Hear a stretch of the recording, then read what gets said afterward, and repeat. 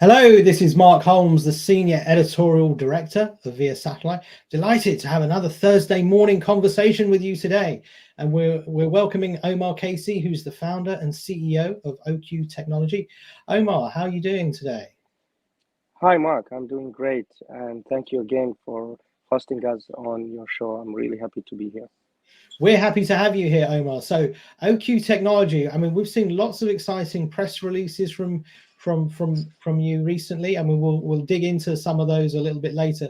But for those of our community who haven't heard much about OQ Technology, we know you have a very sort of exciting approach, particularly in sort of the IoT arena. Tell us a little bit about the company. So, OK Technology is planning to solve the global problem of the lack of connectivity for devices and machines, what we call the Internet of Things in remote and rural areas. And that's like 80% of the world. So you're talking about deserts, seas, mountains, everywhere where there's the cellular coverage cannot be there. The most interesting thing, we do that using our own low Earth orbit constellation of nano satellites that connect directly to devices, so direct to device connection using standard 3GPP Release 17 narrowband IoT connectivity, which is something that we decided to follow when we started 2016, is really to align ourselves with the cellular standard. And that helps us expand into different sectors, grow very quickly, and this is actually what we are doing today. Excellent. Tell us, I mean, you've got some interesting sort of new products and solutions coming out with some of those target markets. Tell us a little bit, firstly, about some of the main target markets for the company, but also some of the products and solutions that you're looking to bring to market. So the target markets we look at mainly, for example, the energy sector. So this is a very interesting market that we can provide services and solutions in. The logistics and maritime sector, the agricultural sector, and also the mining sector. So if we look at the products and solutions that we provide, so we have three main lines of solutions that we give. First, of course, is the connectivity service. So this is the subscription that the users subscribe to. So how much data they consume per month. We offer both like per device data packages or pooled data packages. The other product that we provide is really for users who don't have their devices. We have our own line of hardware devices. So we have what we call the OQ1, and it is an industrial grade concentrator that can connect to different types of sensors and devices and collect the data and send that to the satellite using a standard narrowband IoT link. It has a battery and can survive for years in hard conditions, such as like high temperature, water, dust, and so on. Also, we have a tracker solution, what we call the OQ Track Me and the OQ Track Me Pro. So one is more for consumer use, one is more for industrial use, and it's basically a GPS device that can relay the data through low power narrowband IoT connectivity directly to the satellite, and it can also connect with the same SIM card to terrestrial networks. And thirdly, of course, users could bring their own device. For users who need a module, so we use third-party modules that are hybrid terrestrial and satellite modules, very low cost, that can connect to terrestrial MBIT, LTM networks, but also switch to connect to our MBIT satellite network. Finally, we have also a platform in the cloud to allow users to manage their devices and their network if they don't have their own platform. So we can offer that to them too. Okay. I mean, one of the things that struck me about sort of OQ Technology was it's got a very sort of expansive approach in terms of technology and sort of also satellites that it's sort of putting up. So can you tell us a little bit about the satellites you already have in orbit and upcoming launches and where you hope to position the company once those new satellites have gone up? So this is one of the main strategies we're following today is really we would like to put the first batch of our satellites to have the infrastructure up and running for for the service that we can provide to users who are latency tolerant. They don't need continuous coverage and connectivity, and there are use cases that could be addressed with that. And we follow this strategy to put 10 satellites as soon as possible in orbit, and we've been very fast in that and ahead of many other satellite IoT players. So we have 8 satellites now in orbit live with service that we can offer. So we just launched with Transporter 9 2 satellites, Tiger 5 and 6. That was like 3 weeks ago. We also launched in October MaxSat with Vega launch. And also we launched Tiger 4 back in June with Transporter 8. And of course, we had our other satellites that were launched before with other transporter missions. We still have 2 satellites to be launched soon in Transporter 10. So that would complete our beginning of the year of 2024, our batch of 10 satellites. And this, of course, in addition with the work being done in parallel on the network, on the ground, setting up everything that is required so that we're up and running to provide high quality service to our clients. Excellent. Just, I mean, on that sort of subject, once the satellites go up, what is that going to give you in terms of capability? What's going to be the big change from where we are today and where you will be in the future?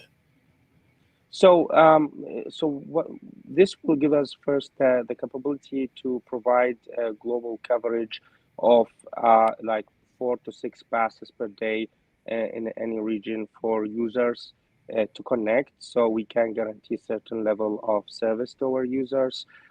Plus, we can ship devices or SIM cards to or add our profile to existing SIM cards for users so they can connect to our network. Also, we're working with mobile operators so we can set up the IPX connectivity with them so that users could roam between our core network or the mobile operator core network. So that is actually a lot of the work we're doing in the infrastructure so that next year we're ready for the service. We do have service available today. But for us, in order to be in a comfortable level where we can guarantee certain level of service to our clients, we need our batch 1 to be up, and that's almost complete now, as you see. And then, that of course will start.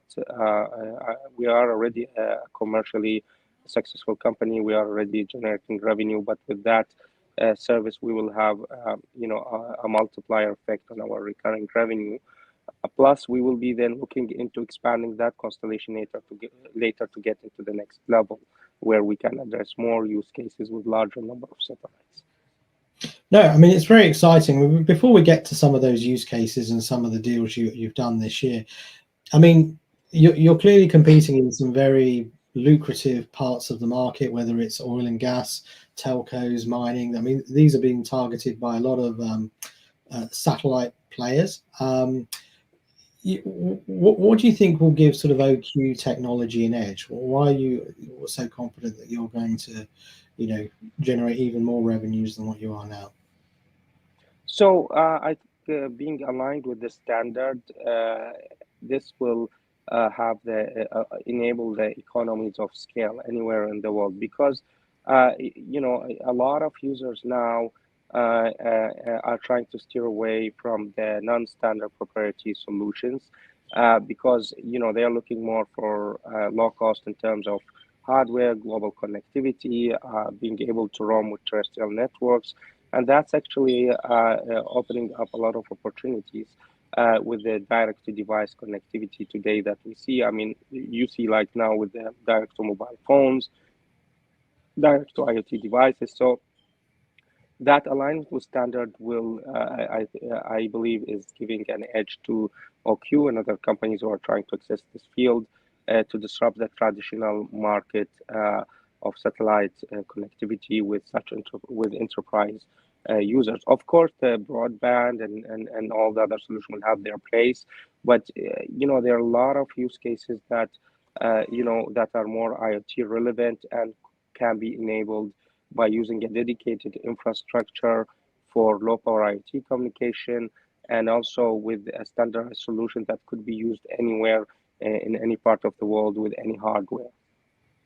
Okay, let's talk about your 2023. We're coming towards the end of the year, and it's been certainly been a hectic year in the satellite industry. Lots going on, and I mean, I have to say you've done some pretty impressive stuff.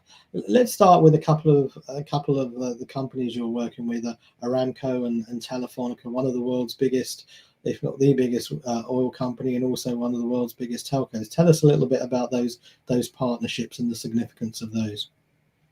So indeed, we started the year with kicking off a commercial relationship with Aramco, where we are helping them address some very specific use cases to provide connectivity. And this is like the beginning of let's say, a long-lasting relationship we see where we can bring value to oil and gas companies. And that has been keeping us busy most of the year, and we were able to really deliver that what was required and meet our targets. Also, we had also at the end of the first of the half of the year another MOU with Aramco regarding a different type of product, which was a three-way partnership between Aramco, Q, and Moxa in order to utilize the smart intelligent node technology in SCADA industries with the satellite connectivity of OQ, and to bring that in order to address very specific industrial applications. Then also, while we're doing this, mobile operators started to realize the value that OQ can bring, especially with respect to global coverage, that we also have satellites already operational in orbit, we can provide service. And this actually what led to what was announced recently, the signing the partnership with Telefonica in Germany towards having mutual global roaming. We're looking at a large number of SIM cards to be connected within the next years with our satellite network, and that can roam both between our network and Telefonica network, also making use of their kite platform that will also help in providing hybrid connectivity to users, reduce a lot of cost of deployment of IoT devices, and that's I think these three advancements that we did this year in parallel with putting the satellites, we can say that we achieved our targets and what we wanted to do this year. No, that's fantastic. And we talked about those deals. I mean, are you expecting a really strong deal flow in 2024? Indeed. So we have a lot of clients that are in our pipeline that are reaching out. They are asking for proof of concept. They're asking for the devices, for connectivity. And you see there's a paradigm shift. I mean, one of the things with satellite IoT is educating the customers about, the solution that we provide and how it's different from what's existing there. And then once they try it and see with their hands that this is easy to use, this is low cost, this is a standard solution that can help in addressing their problems, then you see an uptake. And indeed, we're talking with clients that are on the verge of opening up large deployments. It helps them also in resolving their issues, and we're there to help them. So I suspect also they're going to be a strong deal flow in 2024, renewing also what we have already with our existing clients, but also we start to get a lot of requests also from other MNOs and MVNOs, and how our technology can help them in remote or rural areas. Okay, aside from the deals that you've done, as you sort of reflect upon the 2023 for OQ technology, are there any other sort of achievements, anything that you'd particularly like to highlight and you're particularly proud of? So one of the things that we're proud of is that we for so long time ago how we can implement narrowband IoT over non-terrestrial networks, and that got of course, standard release 17. A lot of operational aspects we actually patented back then, filed for patents in 2018. And actually, we got this year four patents granted, both in the US and soon to be patented, I mean, in Europe. And that's actually, we're very happy about that because it tells us, like, on the technology side, what our vision, what we're doing is correct, and it will help our clients. Of course, we're also expanding our presence. So, I mean, this year we have operational companies now in Saudi Arabia, and also in Greece, in Athens, and we keep also expanding globally. Fantastic. What does the future look like now for sort of OQ technology? We've talked about, the build out of the satellites. We've talked about the deal flow in terms of sort of services, plans, ambitions. What is sort of, what is the next chapter of the OQ story? I think it's the natural for us. Of course, we are focused on Internet of Things and devices. We have a plan to go quickly and address all the use cases that we can do through satellite, with for IoT by adding more satellites. But then, of course, the standard is evolving. So that you've got release 18 coming, release 19 coming for non-terrestrial 5G non-terrestrial network, and then there's 6G. And of course, we're monitoring this very closely. We are also contributing to release 19 of 3GPP, because we want also to implement any of the features that come out into our satellites, into our service, so that we can, we are a pioneer in implementing the 5G cellular standard in non-terrestrial networks. And that in future, of course, will shift us into more like direct to device applications such as wearables, and in future also direct to mobile phones if we can do bigger satellites and have the right framework and the right spectrum for that. And of course that's our vision and technology roadmap for the future. Do you see? I'm always curious about this, but we often talk about satellite playing in new verticals, and being able to become more from the outside and more part of an overall ecosystem. Do you think we're at a sort of a tipping point there, and can companies like essentially OQ make something like that happen? Indeed, actually, I worked in the satellite industry for 15 years for LEO and GEO, and I could see there's something happening that is very new in the industry, never happened before, which is like having cellular radio links directly with satellites and devices and having a standard globally to address that, just like you have with mobile phones, and the uptake that's happening now with smartphone makers and in order and module makers in order to connect to satellites. So that's something very new. We're part also of that new paradigm shift, and we want to play also a leading role with it as we grow. So indeed, it's I find it a very interesting time for the satellite business right now, and I could say, like, I'm lucky living this period of time and being able to play a role in it. To be honest, I think we all are. But if I can just carry on with that thread, so to speak, in 3 years' time, what sort of your ultimate vision maybe for sort of OQ? I mean, if we sort of go a little bit more into the future, where would you hope to position the company? What was it going to look like in a few years' time? I would like to position the company as the first option for any mobile operator or enterprise user who wants to have a 5G compatible connectivity in an area that where there's no cellular coverage. That's how I would like to position the company. No, that's a fantastic ambition. Omar, it's been an absolute pleasure to talk to you today. It's always exciting to talk to new companies with very bold and big ambitions. And on behalf of Via Satellite, we wish you all the best. We know you've had a great year, and we hope you continue to do so in 2024. We'll definitely be keeping an eye on you, and we wish you and your team all the best for the future. Thank you for taking part in a Thursday morning conversation today. Likewise, thank you very much, Mark. And yeah, I wish you also all the best. Thank you very much. Thank you.